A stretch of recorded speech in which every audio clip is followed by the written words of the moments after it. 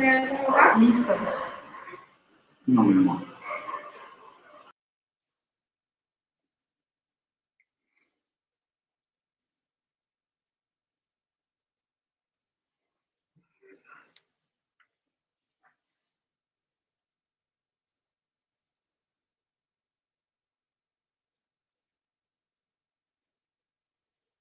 ¿Aló? ¿Paula?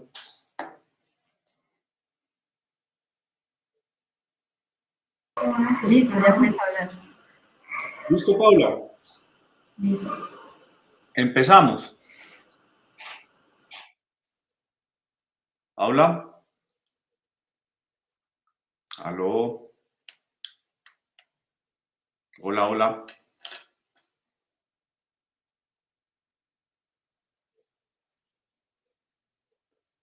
Listo, entonces Paula, ¿me confirmas si me están oyendo, por favor, para hacer la introducción? Listo, gracias. Entonces, muy buenas tardes, noches.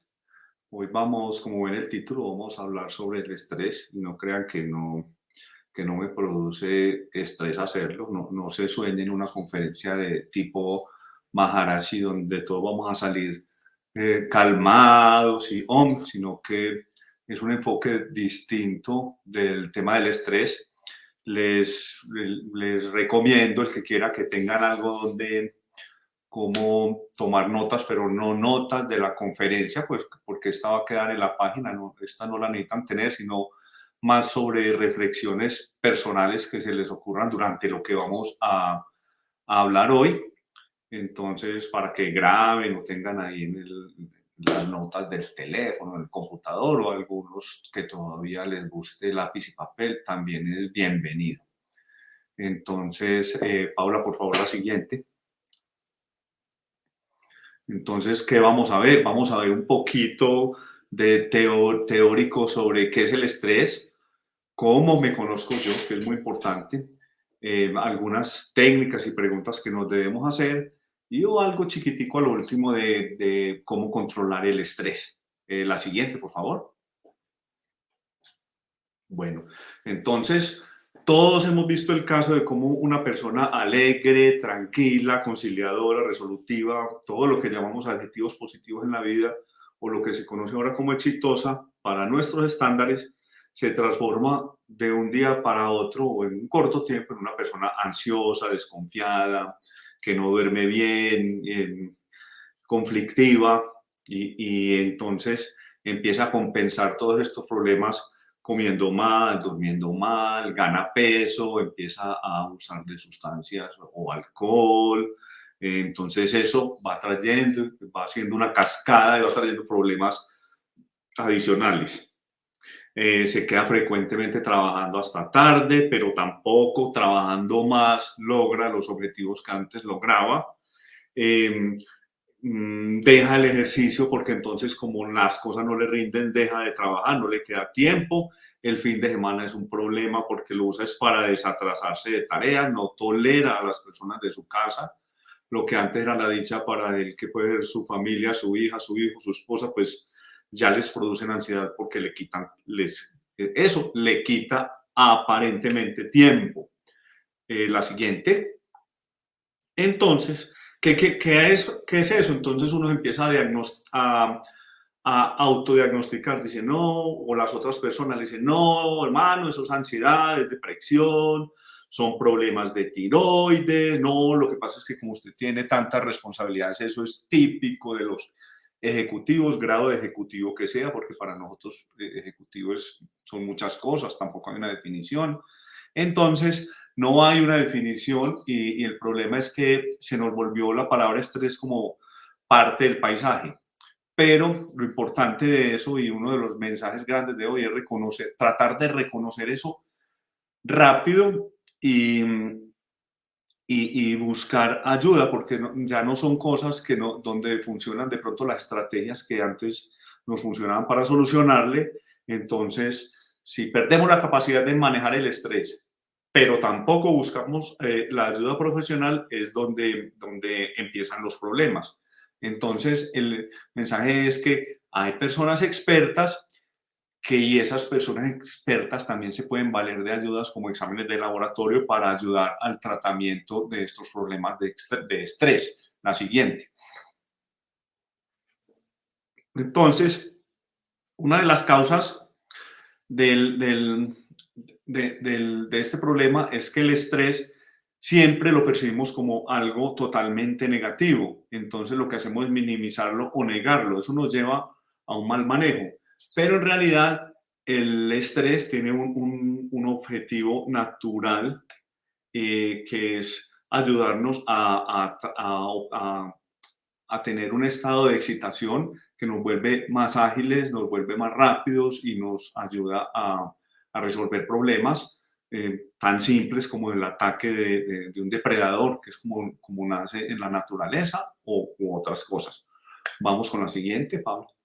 Entonces, el proceso de estrés, esta no nos vamos a tener demasiado, es primero tenemos una fase de alarma, donde nos llega lo que nos estresó, es una sacudida normal. Después viene una fase de resistencia, donde se autorregula ese estrés por las vías metabólicas que vamos a ver más adelante.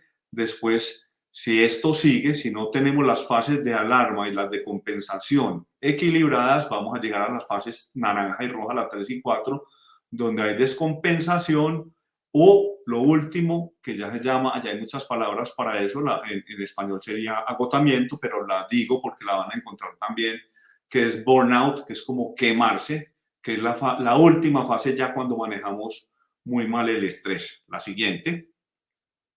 Entonces, eso no es algo teórico, es algo totalmente comprobado y esta diapositiva acá no se preocupen en leerla porque además es muy pequeñita, pero los cuadritos verdes de abajo los tengo para mostrar cómo nosotros en el laboratorio, ya la ciencia ha estudiado cómo comparar, hacer niveles de hormonas, compararlos, medirlos para poder saber en qué fase está cada persona. Estos son, no es nada, digamos, de ciencia avanzada, sino que es algo que ya es rutina y lo podemos hacer todos los días, donde podemos ver cómo están nuestros niveles de hormonas, en este caso cortisol y DHEA, y saber en qué fase del estrés estamos, si estamos normal, tenemos niveles hormonales normales, o estamos ya en una fase, como vimos en la diapositiva anterior, de agotamiento o burnout. La siguiente. Esto es el estrés, que simplemente es algo totalmente normal. Todos los seres vivos, ni siquiera los animales lo tenemos. Las plantas también se estresan, tienen otros sistemas. Lo sufrimos o lo tenemos. Es una sacudida de hormonas donde uno de los principales protagonistas es el cortisol. Luego está la DHEA, que es la que regula el cortisol, es el que nos excita, el que causa el estrés. Luego está la DHEA, que es la de hidroepiandrosterona, que es la que regula los efectos del cortisol para que volvamos a llegar al estado inicial antes de estresarnos. Y hay otro importante protagonista ahí, que es la acetilcolina, que es la que protagoniza el sistema parasimpático. La siguiente. Entonces, ¿qué tan negativo es el estrés? El estrés no es nada negativo. Como vimos, es algo fisiológico, es una sacudida hormonal, pero lo negativo es que cuando a la excitación del estrés no le sigue un periodo de calma y descanso, prolongamos el estado del estrés, provocando ya, ahí sí, un estado de estrés crónico. Y eso sí se asocia a síntomas y signos como cambio de humor, mal manejo de las relaciones con las otras personas, reacciones impulsivas, responder con cinismo a las situaciones del día a día, y ya vamos a ver también más adelante problemas, reacciones físicas, ya como por ejemplo hipertensión, agotamiento, accidentes cerebrovasculares, enfermedades gastrointestinales. Eso se produce, ¿por qué? Porque el estado de estrés prolongado agota el sistema endocrino y entonces el organismo pierde la capacidad para regularse y ahí llegamos al estado de agotamiento. La siguiente. Entonces, lo que les decía ahora, al principio que tomemos nota, no de todo lo que está en esto, porque son varias cosas, entonces como que reflexionemos y tengamos cosas para hacer. Cuando se maneja bien el estrés, al revés, puede ser un camino súper importante para el crecimiento personal. Hay que convertir el estrés en una oportunidad y encontrar su punto óptimo. ¿Cuál es la clave? Comprender cómo es el estrés mío, cómo es mi propio estrés, porque aun cuando el estrés es una reacción fisiológica muy común a todos los animales y a los seres vivos, cada persona lo responde distinto y su cuerpo responde distinto. Entonces la clave es comprender cómo es. Y a través de la práctica podemos aprender a movernos deliberadamente entre un estado de súper estrés a un estado de súper calma en el tiempo que nosotros queramos. El cerebro y el cuerpo aprenden eso, aprenden a excitarse y a recuperarse deliberadamente. La siguiente. Y una analogía que encontré que me gustó mucho fue la analogía con el ejercicio físico. Cuando las personas están haciendo ejercicio, los atletas son totalmente conscientes del ejercicio que están haciendo. Saben cuál músculo están moviendo y logran excitar ese músculo, cansar el cuerpo y después en el periodo de recuperación es donde el cuerpo coge masa muscular o coge agilidad y conscientemente los deportistas van agregando ejercicios nuevos, van agregando más intensidad, van agregando flexibilidad y con el tiempo se van volviendo, van mejorando su nivel. Lo mismo nos puede pasar con cosas como el estrés. Entonces, vamos con la siguiente.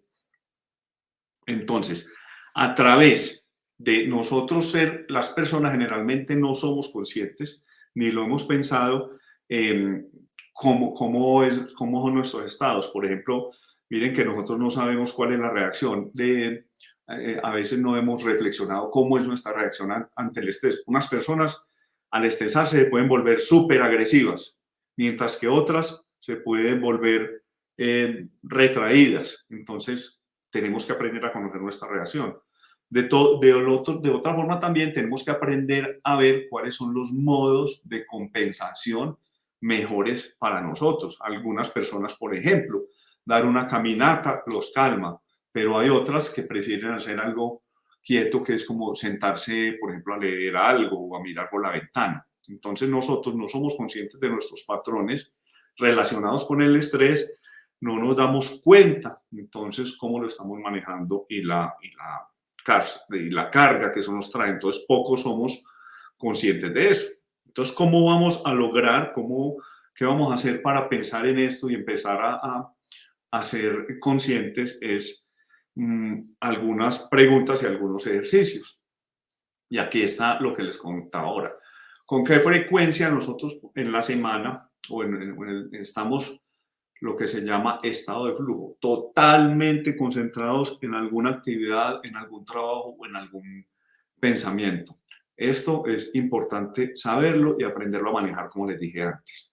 Lo otro, ¿cuánto tiempo estamos en realidad y a qué horas del día o de la noche en un estado de estos de concentración absoluta? Pensemos en eso. La siguiente, por favor. Recordemos ¿qué nos estresó recientemente? Algo puede ser fuera del trabajo, no solo el trabajo causa estrés, y una causa de estrés pueden ser muchas, no solo los trabajos, sino personas, situaciones, lugares inclusive. ¿Cómo reaccionamos cuando estuvimos estresados? Usamos, y esta pregunta es la base de la conferencia de hoy, yo sé que me estresé esta semana por X cosa, reaccioné de X manera, reaccioné agresivamente, como dijimos ahora, o reaccioné retrayéndome, pero eso lo hice consciente o fue sin querer. Y lo otro que es importante saber, cuando empecemos de ahora en adelante a enfrentar una situación de estrés, tenemos que tomarnos tiempo después para ver cómo reaccionamos y qué estrategias diferentes usaríamos la próxima vez para mejorar esta reacción. Miren que es parecido, como les dije, la analogía del ejercicio me gusta mucho porque es El deportista dice, ¿cómo entrené? ¿Cómo me fue? ¿Y qué voy a hacer distinto para mejorar ese entrenamiento? Vamos con la siguiente. Entonces, otras cosas para identificar qué es lo que más me estresa en mi vida, que son situaciones, son personas, son temas, son lugares. Eso también lo tenemos que tener consciente, porque nada más grave que llegar a, si uno está preparado para estresarse, como lo vamos a ir viendo en esta charla, pues lo enfrenta mucho mejor y al contrario de causarle daño, le causa antes un mejoramiento. ¿Cuáles los mecanismos de estrés me dejan rendido, me agotan mi energía, o al revés quedo después de una situación de estas totalmente agotado y necesito mucho tiempo para reaccionar y para recuperarme? Y lo otro que es muy importante es tener en cuenta y tomar nota, porque muchas veces no nos damos cuenta cómo reaccionan los demás ante mis mecanismos del estrés, que es cuando empezamos a ver, como vimos en las primeras diapositivas, de la persona que era positiva, alegre, se empezó a volver negativa, agresiva, y entonces, ¿qué pasó con los que lo rodean, con su familia o con sus compañeros de trabajo, etcétera? La siguiente. Esta, vamos a detenernos un poquito, yo no se las voy a leer todas, porque la diapositiva que sigue va a preguntarnos qué señales de estrés crónico hemos sentido esta semana. Entonces miren que hay señales físicas, que son dolores, tensiones. Hay señales del comportamiento, que es tendencia a discutir, a matonear, el uso de drogas, tendencia a llorar, a gritar. Hay reacciones emocionales, ansiedad, aburrimiento, incomodidad. Bueno, ahí están. No les voy a leer pues todo. Y hay señales cognitivas, dentro de las cuales están la desconcentración, dificultad para enfocarse, etc. Entonces, demos unos segundos para mirar esta y vamos a la siguiente. Entonces, ¿alguno de los que está viendo esto cree que sí puede tener estrés crónico? ¿Qué hace creer que lo tiene o si dijo que no, por qué? Y como vimos en la diapositiva anterior, eso lo vemos después, ya como les dije, esta conferencia queda en la página. ¿Cuántas señales de estrés crónico cree que ha sentido en esta semana? La siguiente.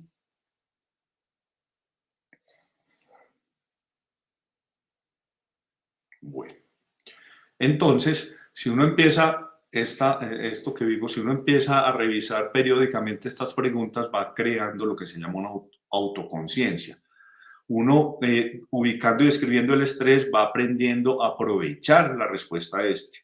Es un ejercicio bueno, interesante, es escribir las experiencias diarias, y eso nos va a ayudar a conocernos y saber ya yo cómo reacciono al estrés física y mentalmente, tanto en el momento de estrés como en el de recuperación. Mire que es un entrenamiento como todo lo que, como puede hacer para muchas cosas en la vida.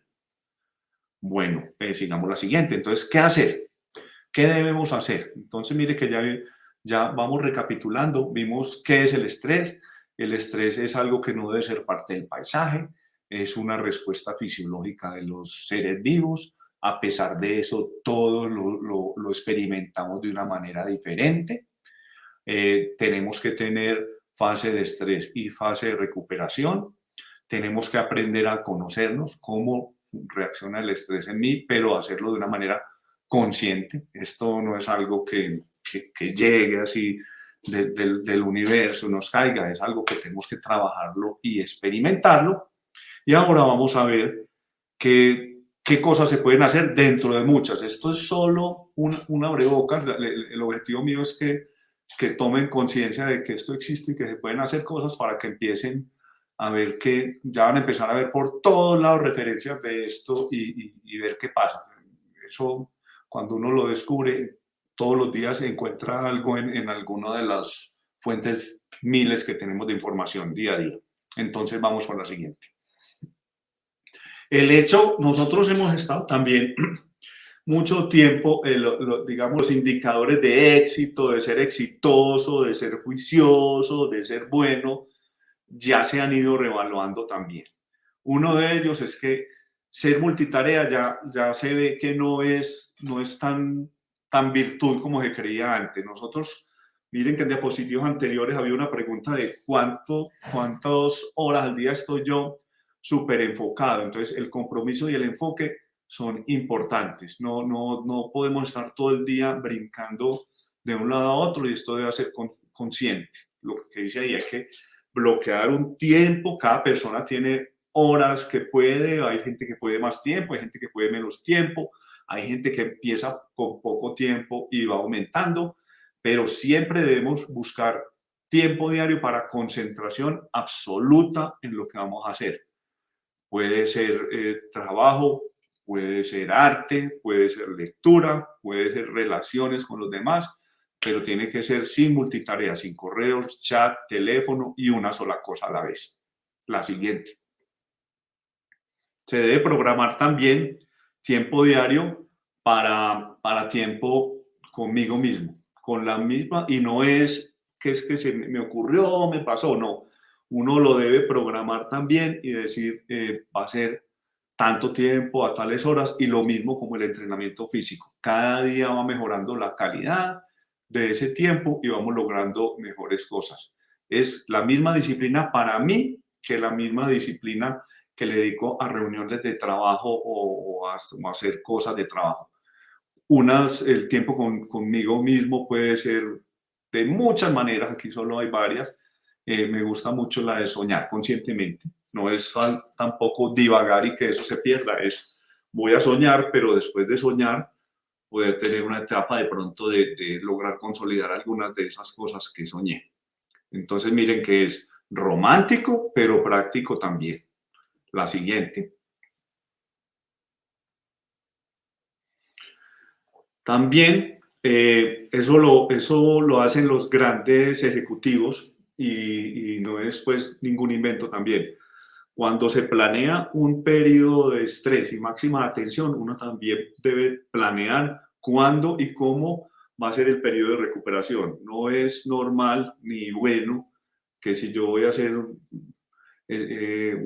una cosa grande, una reunión importante, un evento importante, me quede ahí y si no lo planeo desde antes, pues lo mismo, no debemos dejar estas cosas al azar, debo planear. Después de esto, por poner un ejemplo, el jueves y viernes tengo un congreso muy importante, voy a estar allá concentrado 100%, pero el sábado en la mañana me voy a ir a jugar fútbol, por decir algo, con mis amigos y no voy a pensar nada de lo del evento. Y puede que ya el lunes ya me sienta a recapitular y a tomar las acciones y hacer los contactos que hice y las tareas que tengo.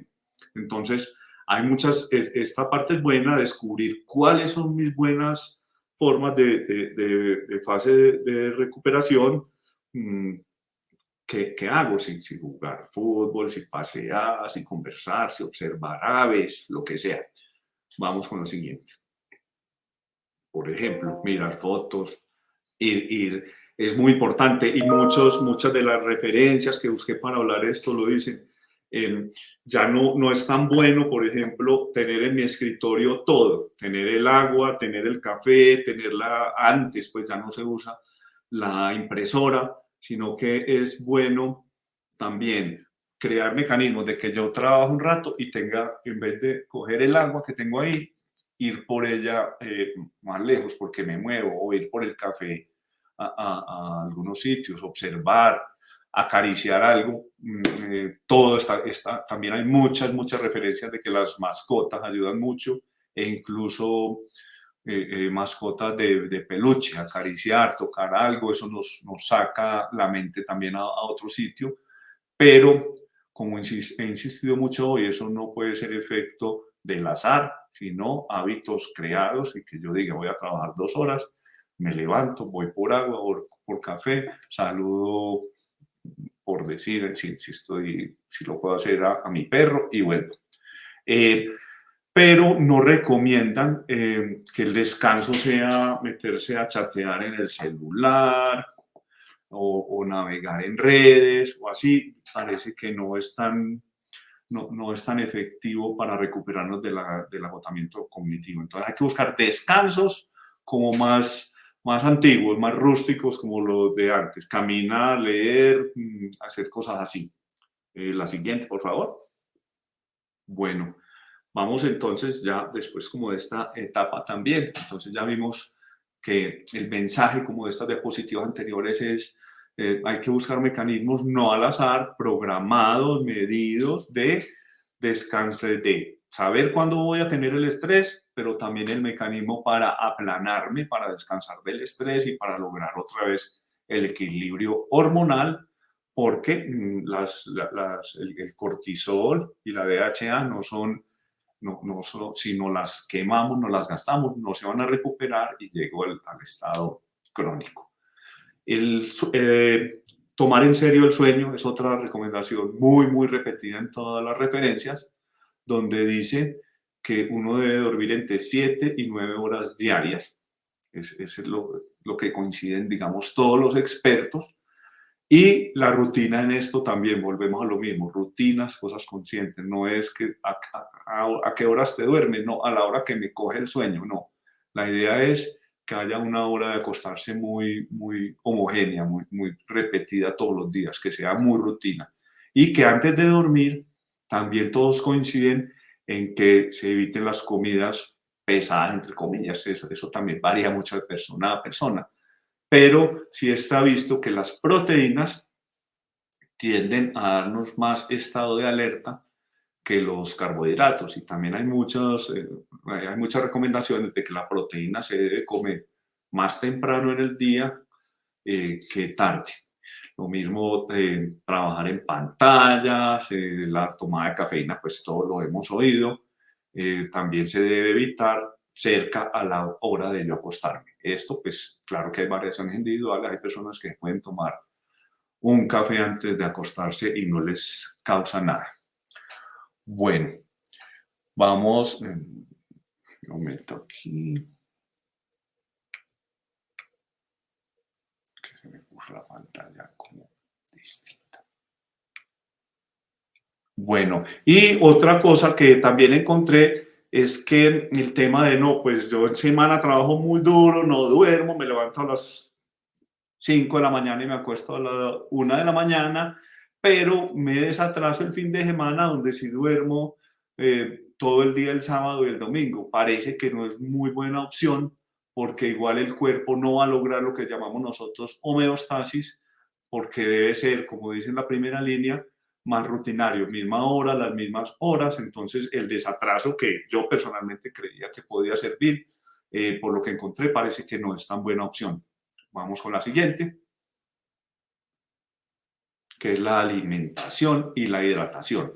En este me tengo un poquito porque es un tema que también me gusta, entonces nosotros realmente tenemos que poner mucha más atención a la que comemos, no es lo que nos den, no es la rutina, cada día hay más información sobre esto y más fácil de investigar, entonces tomemos muy en serio la alimentación y la hidratación.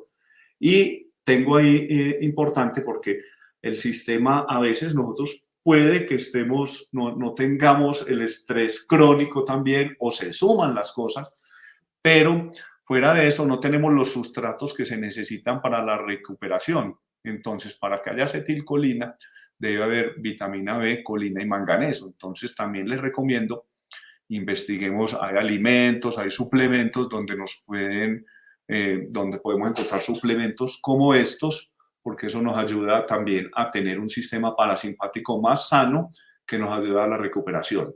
Hay que conocer nuestro cuerpo, es una recomendación demasiado importante y no solo conocerlo por la experiencia, también hay formas científicas de hacerla y todos vamos, si nosotros ponemos cuidado, anotamos, somos metódicos, podemos saber qué alimentación nos conviene y cuál no. Y como les voy a mostrar en la diapositiva que sigue, pues también hay ayudas de laboratorio, hay exámenes para saber cuál es el tipo de nutrición que me sirve, hay exámenes para saber cómo es mi salud intestinal, hay exámenes para conocer cómo está lo que se llama la microbiota, que son es cómo funciona todos los microorganismos que tenemos en el intestino, que todos los días se conoce más de la importancia de esto. Son un mundo que los próximos años vamos a vivir mucho ese tema. Hay que ver cómo está nuestra permeabilidad intestinal y eso, hay médicos especializados en eso que se apoyan también en ayudas como estas. La siguiente, por favor. Este tema, yo creo que ninguno de los que está viendo esto acá le es ajeno, la parte del ejercicio físico. No hay nadie que diga que no es importante. Lo que sí digo yo que es buena noticia es que de pronto sí se ha visto que no tiene que ser tan intenso ni tanto tiempo, pero sí regular. Y lo que sí coincide la mayoría es que el ejercicio solo de fin de semana no es tan bueno, nos lleva más a lesiones, no tiene un efecto tan bueno en el organismo, entonces hay que buscar tiempo en la semana para hacer ejercicio y también es algo muy personal. También hay expertos que nos pueden ayudar y aconsejar, pero digamos la buena noticia es que uno no se tiene que fundir en un gimnasio todos los días para estar haciendo buen ejercicio. Se puede hacer menos intenso, pero regular.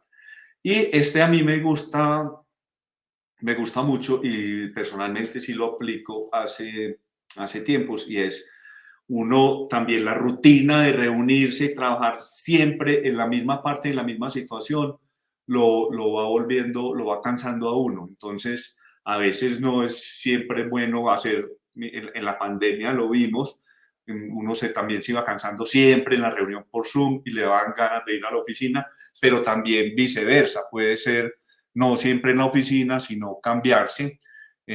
Los orientales usan mucho eso, hacen una jornada, por decir, de 4 horas y en las 4 horas cambia uno 3, 4 veces de lugar y de tiempo. Hacen, por ejemplo, una reunión de media hora en un sitio al aire libre, después lo reúnen a uno 1 hora en salón con proyección, después uno sale caminando hacia otro sitio. Entonces hay que ir cambiando.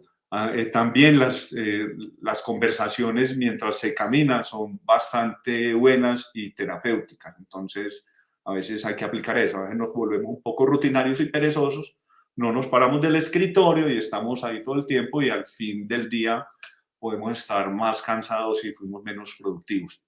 La siguiente, por favor. Esta de la respiración también me pareció interesante.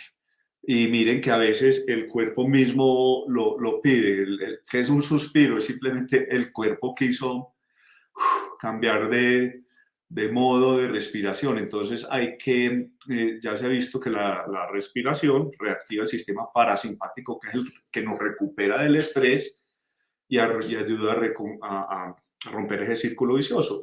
Pero hay que aprenderlo a hacer conscientemente, que es algo que he insistido mucho hoy, miren la recomendación de la última línea que dice inclusive poner una alarmita en el teléfono para decir, es otra forma, pienso yo, como de las famosas pausas activas, pero respirar, digo, voy a tomar 30 segundos para respirar profundamente, de pronto sentir mis músculos de las costillas, sentir el diafragma, etcétera, etcétera. En esto los cantantes saben hacer y las personas de técnica vocal pueden ser una fuente de información para nosotros porque tienen ejercicios muy buenos y que de verdad lo hacen sentir a uno distinto después de hacerlos y son cosas que se demoran menos de un minuto. La siguiente, por favor. Bueno, esto lo hemos hablado, pues, ya lo hemos mencionado, hay que alternar entre compromiso y recuperación. Eso debe ser deliberado. En nuestro cerebro debemos mantener separado cuando estoy trabajando y cuando estoy descansando. Entonces hay que entrenar para aprender a recurrir a eso cuando lo necesitemos. Esto es más o menos, esta diapositiva es un resumen pues, de lo que ya hemos dicho e insistido. La siguiente. Bueno, entonces también después de de que pasemos el estrés, debemos sacar un tiempo para reflexionar. Eso estaba también al principio, cómo reaccioné al estrés, cómo reaccionaría la próxima vez, qué más cosas puedo hacer y hacer que esto sea intencionado. Entonces, eso hace que seamos un enfoque, entre enfoque y recuperación, seamos mucho más productivos. La siguiente. Bueno, esto también debe ser bueno. Miren que nuestra cultura de una persona buena, eficiente y buen trabajador era que estirara las horas de trabajo. Eso no debe ser la regla. El que no alcanza a hacer su trabajo en el tiempo que tiene es porque uno o no lo está haciendo bien o tiene más trabajo de la cuenta, pero eso cada día es más real. Ya ese indicador de que trabajo mucho no es tan bueno. Hay que programar también, no solo trabajo, casa, unas actividades para después de la jornada del trabajo. No tiene que ser siempre, puede ser algunos días de la semana, pero sí debe haber actividades diferentes a trabajar y diferentes y que tampoco sea la misma, que, pues, que siempre salgo del trabajo, hago lo mismo, voy y vuelvo, sino ir alternando.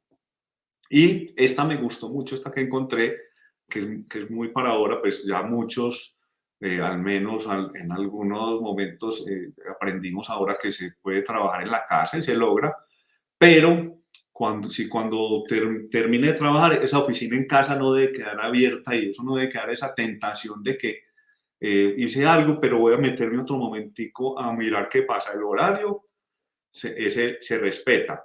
Tampoco estoy diciendo que nunca, pues porque como vimos en diapositivas anteriores, pues hay momentos que hay que estresarse y trabajar más, pero que no se vuelva una rutina mantener la oficina en casa prendida y estar pasando por ahí después de la noche, por ejemplo, si trabajo de día, estar siempre metiendo. Entonces, mejor dejar cerrar la puerta y cuando termine de trabajar, dejarla así.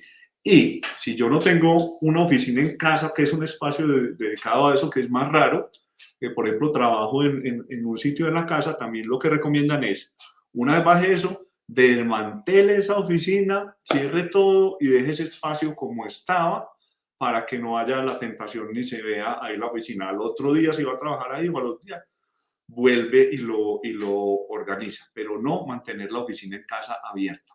Lo siguiente, ahí está claro, hay que dibujar la línea clara entre cuándo estoy trabajando y cuándo no estoy trabajando. Esto es lo que les acabo de decir, empacar la estación de trabajo. Y vamos para la siguiente, que esta es, creo que es la última. Entonces, esta es ya la última parte donde ya voy a hablar un poco de los equipos de trabajo. Un buen líder, un líder consciente, tiene que estar pendiente de las señales de estrés de su equipo. Si ve a alguien, como dijimos ahora, con cinismo, cambios de humor, que no le está rindiendo, uno debe darse cuenta inmediatamente y buscar herramientas como estas o parecidas a estas para controlarlo. Porque vean el primer párrafo, que existe algo definido que se llama estrés empático. Han hecho estudios donde muestran que si todas las personas del equipo están uniformes, están trabajando, están manejando sus periodos de estrés y recuperación bien, todo el equipo está bien, pero una sola persona quemada, miren que es contagioso. Y esos estudios no los hicieron pues simplemente porque sí o porque creían. Cogían los grupos y les empezaban a medir cortisol y con uno solo que se empezara a estresar, pero al estado de quemarse, porque el líder también debe saber manejar y crearle a su equipo periodos de estrés, eso no es malo, pero si ya la persona estaba sobreestresada, quemada, con estrés crónico, a todos los del equipo se les sube el cortisol, que es una evidencia científica de que están sobreestresados. Entonces, también como compañeros de trabajo, como líderes de equipos, tenemos que ser serios con esto, conocerlo y como empecé, el estrés no puede ser una frase, una palabra o parte del paisaje, es algo para tomar en serio, manejar y aprovechar. En una de las diapositivas por allá dice que nadie tiene es muy raro que haya una vida significativa sin tener estrés. Entonces, todas las personas que quieren tener una vida que produzca algo, deben estresarse en algún momento. Entonces, como conclusión, el estrés no es malo. Cuando se maneja mal y no se busca ayuda, ahí sí nos hace sufrir. Al reformular la forma de pensar sobre el estrés y al esforzarse por optimizarlo, en lugar de negarlo o minimizarlo, se puede convertir el estrés en aprendizaje, crecimiento y mejor desempeño. Como dijimos, es un aliado y no un enemigo. Es algo que la naturaleza nos dio para defendernos, para rendir más, para abrir la mente, para darle más fuerza al cuerpo y no es necesariamente para sufrir. Ahora sí, Paula, dirige las preguntas y comentarios si los hay.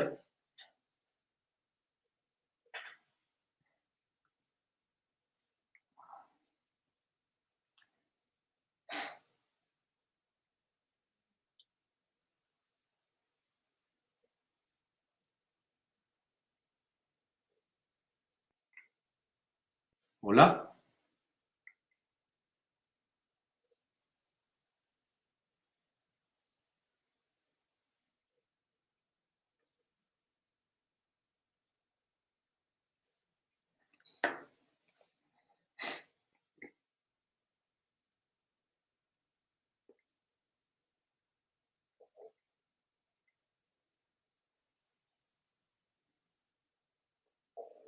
Aló. Doctor, buenas noches, muchas gracias. ¿Qué es el cortisol? Bueno, gracias por la pregunta, Hernán.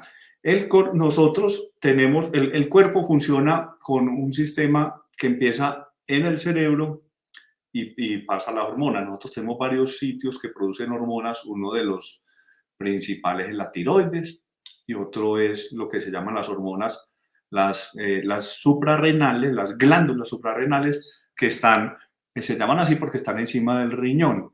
Entonces el cortisol es una hormona que cuando hay un estímulo cerebral manda a decir allá que lo produzca, y esa hormona es como la hormona, yo la pondría algo así como la gasolina. Es como un choque de energía al cuerpo, hace que el músculo se ponga fuerte, nos hace ganar masa, nos hace ganar velocidad, nos pone alertas. Y es, por poner el ejemplo, es lo que hace primitivamente lo que un primate, un chimpancé, está en el piso buscando comida y aparece un tigre. Ese impulso de cortisol, parecido a lo que hablan de la adrenalina, lo hace levantar y tener la fuerza para de un brinco subirse a un árbol y salvarse del problema. Los humanos tenemos el cortisol y es una hormona que normalmente se activa cuando nos despertamos. Por eso los exámenes de cortisol son en la mañana. Entonces nosotros nos despertamos como a las 2 horas, tenemos un pico de cortisol que va bajando suavecito en la mañana y ya arranca. Entonces es la hormona que nos pone a movernos, que nos activa. Pero si nosotros todo el día, en vez de tener ese piquito así por la mañana nomás, mantenemos el cortisol alto porque estamos muy estresados y ese cerebro le está diciendo a las suprarrenales, manéjese, hay estrés, se agota, no es infinito, entonces se agota. Ese es el tema con el cortisol. Es muy interesante y lo bueno es, digamos, que lo podemos medir, no es algo abstracto.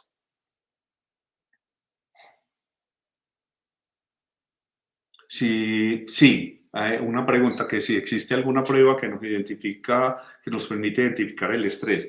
Sí, hay muchas, tanto clínica es como de examinar a la persona, de verla. Una de ellas es la más sencilla, que no es siempre, pero una causa de la presión arterial alta es por ejemplo, es estrés.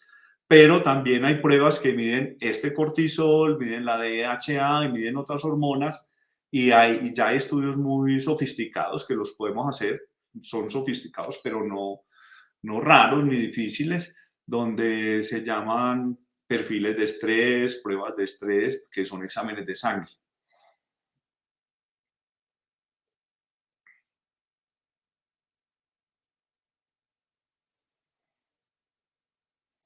Tiempo mínimo me preguntan, ¿cuál es el tiempo mínimo para realizar ejercicio físico y con qué frecuencia? Al igual que el mental, ¿y cuáles nos podría recomendar? Bueno, lo que yo les comentaba ahora, Carolina, es que, digamos, la buena noticia es que uno, para estar, tener pues, buen estado físico, no tiene que entrenar tanto como decían antes, pero sí recomiendan unos 20, 30 minutos diarios de algún ejercicio, va cambiando con las personas. La frecuencia, ojalá sí debe ser, pues puede que no todo, no 7 días a la semana, pero sí 4 o 5 días a la semana, póngale 20, 30 minutos. Las personas pues que quieran hacer menos, pongamos, digamos aquí jocosamente las más, o con menos tiempo o más perezositas, pero sí se debe hacer unos 20 o 30 minutos, unos 4 días a la semana, ¿sí? Y lo mismo el ejercicio mental, sí, como les dije ahora, todos los días. Lo importante no es cuánto ni cómo, sino ser consciente de que voy a hacer esto, voy a hacer las cosas conscientemente, pero es así. Y de ejercicio físico, de ejercicio mental, eso si te metes a buscar, Carolina, vas a encontrar miles de cosas. Una que encontré en estos días, por ejemplo, el efecto del ejercicio incluso depende de la hora del día que lo hagan. Si haces ejercicio por la mañana, vas a tener efectos diferentes, los dos buenos, pero podrías tener efectos diferentes al ejercicio matutino o el ejercicio nocturno, por ejemplo. Entonces te invito a que busques, que vas a encontrar mucha cosa de eso y tiene que ir combinado con buena alimentación. Los síntomas físicos del estrés, te invito, Patricia, si quieres, después ya te metes a la página y lo buscas. En el cuadrito son hipertensión arterial, dolor de cabeza, problemas gastrointestinales como diarreas, por ejemplo, dolores musculares, es muy común el dolor de espalda o el dolor de cuello, y el estrés también no está en el cuadrito, pero también lo puede producir manifestaciones en la piel. Y algunas veces como caída del cabello, manifestaciones de piel, etcétera. Sí, la pregunta de Laura, ¿el estrés me puede llevar a padecer trastornos mentales como la ansiedad? Sí, es una de las manifestaciones ya no físicas, sino de comportamiento del estrés, pero me parece muy oportuna y muy importante tu pregunta, Laura, porque lo que puse en las primeras diapositivas no es que nos vuelva parte del paisaje, no es decir, no, es que estoy ansioso, eso debe ser estrés porque estoy haciendo mucho trabajo o voy a hacer un evento importante o voy a tener una competencia deportiva, entonces estoy ansioso por el estrés. Yo recomiendo es que lo analicemos, lo miremos conscientemente y busquemos ayuda y recomendaciones. Y si es necesario, como preguntaron al principio, si hay que hacer exámenes de laboratorio, pues hagámoslos o de otra cosa.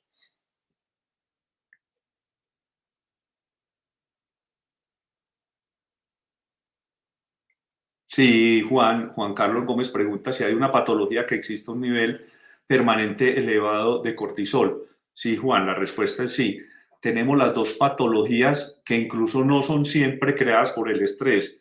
Pueden ser condiciones, por otro lado, que se llaman el síndrome de Addison y el síndrome de Cushing. El uno es niveles permanentemente elevados del cortisol porque se descuadra la suprarrenal, o el otro es que no, que hay personas que por problemas congénitos o otro tipo, no producen cortisol. Entonces hay patologías donde hay niveles permanentes de cortisol y hay patologías donde hay cero cortisol. Las personas no producen y hay que dárselos. El cortisol se consigue como medicamento, en pastillas, se puede tomar.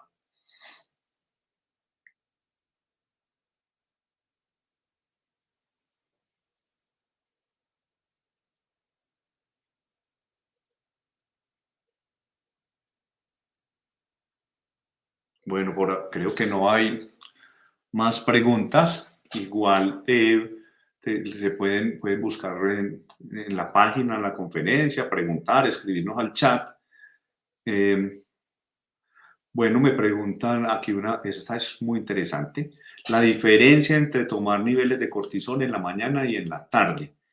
Como les expliqué, y ahí está en una diapositiva, si ustedes se acuerdan de las primeras, donde había un cuadrito con unos punticos verdes, el cortisol es la hormona, es como es la hormona que nos hace despertar y levantar por la mañana. Entonces, los niveles de cortisol no son constantes todo el día. Empiezan altos después de que amanece y nos levantamos y nos despertamos y van bajando. Entonces, si yo tomo cortisol en la mañana, por decir a las 8 de la mañana, voy a tener unos niveles más altos de que si lo tomo a las 8 de la noche. Entonces, lo que hay es, se pueden tomar a la hora que quiera del día, yo le puedo hacer cortisol a una persona. Lo importante es que el médico que lo interprete sepa por qué lo pidió a esa hora y para qué sirve. Pero lo usual, lo que más se usa es cortisol AM y varias tomas. Siempre se toman 2, 3. Es normal uno, pero generalmente en los estudios se toman entre 3 y 5 tomas.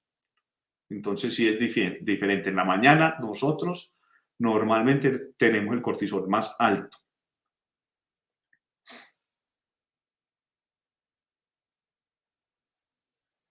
Sí, sí, Hernán, la prueba de valor del estrés me ayuda junto con la clínica. Ninguna prueba de laboratorio sola, digamos, yo la recomiendo que siempre haya un profesional que la sepa interpretar y qué hacer con ella. Hay unas pruebas y varias que se llaman valoración del estrés y sí me ayuda a saber, uno, ¿qué me puede decir esa prueba? Tengo normales mis niveles de hormonas del estrés, que las principales son el cortisol y la DHA. Dos, las tengo más altas, como preguntaron anteriormente. Tres, me puede decir, están más bajitas, es por alguna razón, ya llevo un estrés crónico y están bajando, atención. O el caso peor es donde me puede decir esta prueba, usted ya está en un estado de agotamiento o burnout o quemado, hay que hacerle un tratamiento importante para que vuelva a recuperar el cortisol, porque ya su cuerpo se agotó y no lo produce. Laura, sí, sirve, pero lo mismo recomendación que hice anteriormente, tiene que ser un profesional especializado que te la interprete. No, no puede ser una prueba, digamos, automedicada o así, no. Sí sirve, pero es muy importante y es algo que me da la oportunidad de decir aquí, Laura, las pruebas de laboratorio hay que saber qué hacer con ellas, porque es que uno no puede pedirlas pues porque quiere, como porque quiere, no, hay que saber qué voy a hacer con ella, con el resultado. Entonces debe ser un especialista eso sería un endocrino de pediátrico, que tenemos buenos en el país y en la ciudad.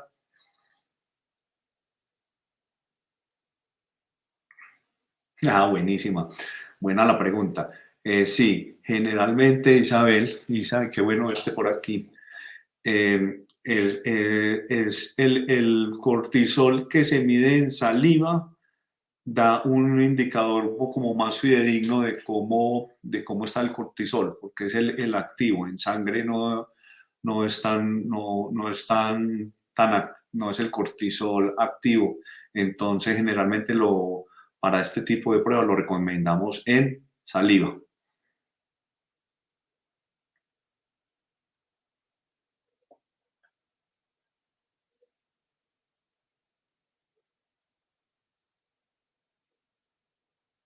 Listo, yo pienso estoy muy contento de haber estado acá. Muy buenas preguntas. El tema da para mucho. De esto se puede, pues, de hecho, hay miles de conferencias, de libros y de información. Les invito a que, como yo, se engomen con él, porque es chévere. No quiere decir que la vida de uno se vuelve perfecta, al revés. Yo me estreso montones. pero bueno, por lo menos sabe uno la teoría y trabaja. Entonces, gracias y adelante. Muy buenas noches.